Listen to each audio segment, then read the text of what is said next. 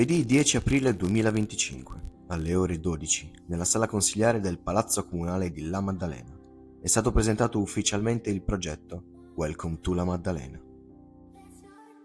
Un'idea ambiziosa e innovativa, promossa dal Comune di La Maddalena, assessorato al turismo, con il supporto tecnico della società Itera SRL di Sassari.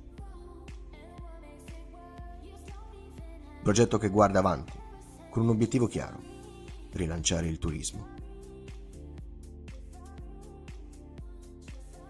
Turismo e digitale si incontrano in una piattaforma integrata, pensata per valorizzare il patrimonio naturale, culturale e storico dell'isola, con strumenti all'avanguardia.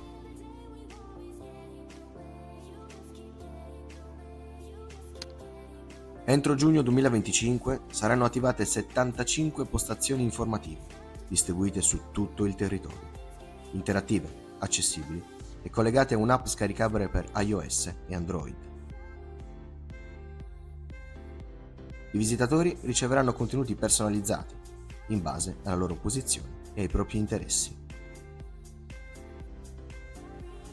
Tra le funzionalità, visualizzazioni 360 gradi, ricostruzioni in 3D, mappe interattive, lettura automatica dei testi per disabili visivi, itinerari tematici su cultura, natura e shopping. Ma non è tutto. Il progetto prevede anche l'uso di strumenti di analisi dei flussi turistici per ottimizzare la gestione del territorio e orientare al meglio la promozione.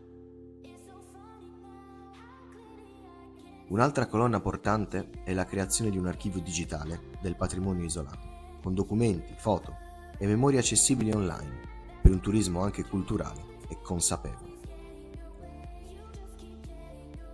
Il progetto è finanziato dal Ministero dell'Interno, Direzione Centrale della Finanza Locale, con fondi dedicati al rilancio post-pandemia. Welcome to La Maddalena è un ponte tra tradizione e futuro, un futuro fatto di innovazione, accoglienza e identità.